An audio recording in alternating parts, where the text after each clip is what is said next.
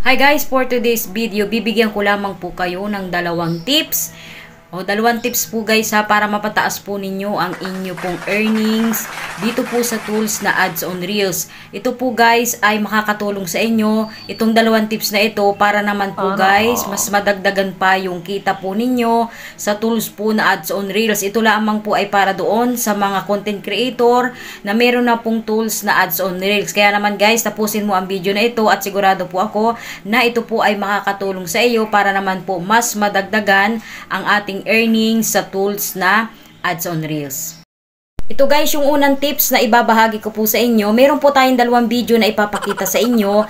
Itong isang video po natin, ito po ay meron na pong 20k views. At ito naman pong isa ay meron pong mahigit po na 90k views o plays po. Guys, mapapansin po ninyo dito kung ano po yung pagkakaiba nitong dalawang video na ito at saka po nitong isa. Sa earnings po nilang dalawa guys, ang mapapansin po ninyo, kahit po maliit lang po ang views nitong isang video na ito, malaki din po ang earnings po niya. Ito po yun guys, ito po yung sikreto, unang sikreto po, unang tips, para po mas mapataas po natin yung earnings po natin. Guys, kailangan po pala guys, ang gagamitin po natin ay original audio po natin. Kung titingnan po ninyo ito guys, unang video ko pong ito po ay nagka-earnings po ng, ito po guys, ayang nasa taas po, meron po siyang $0.36.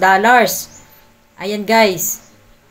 At ito naman pong isa, ayan nasa taas po, meron po siyang earnings na nasa po, $0.40 po siya, mahigit lamang po. Yan po yung diferensya po guys, kapag po ginamitan po natin ito ng walang audio at ng original audio at ng may audio, yung may music po. Kaya guys, kung ako po sa inyo guys, gamitin nyo lang po talaga ng original audio. Nang sa gayon po, mas lumaki po yung earnings natin dito po sa Ads on Reels. At ito naman po yung pangalawa kong pong tips na ibabahagi sa inyo guys.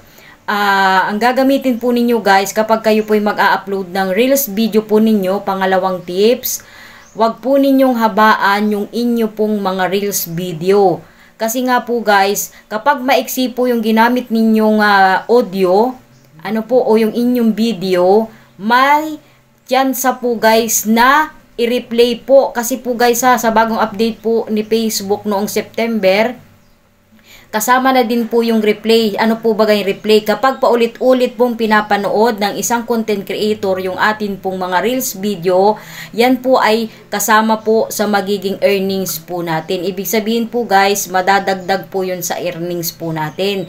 Kaya guys, isang tips po na sasabihin ko sa inyo, kapag mag-a-upload po kayo ng mga Reels video, iksian lamang po ninyo yung inyo pong gagawing Reels video. Ang pinakamahaba na po natin gawin o pinakamaiksi po ay 3 seconds, pwede po hanggang 15 seconds. Pero ako guys, ang ginagamit ko po talaga hanggang 3 to 6 seconds lamang po. Kasi nga po guys, kapag hahabaan po ninyo yan, maaari po guys, hindi po yan matapos nung mamanunood po sa inyo ng mga content creator. Lalo tigit nga po kung hindi po talaga siya kapanood-panood o hindi po talaga, hindi po mahuhook ng video mo yung mga manunood sa iyo. Kaya kung ako sa iyo guys, iksian mo lang po yung video mo hanggang 6 seconds lang po kung maaari po sana. Kasi nga po guys, kapag maiksi po yung inyo pong video, paulit-ulit po yung panonoorin ng atin pong ibang mga manunood o kapwa content creator natin, at yan po ay mapapasama po doon sa replays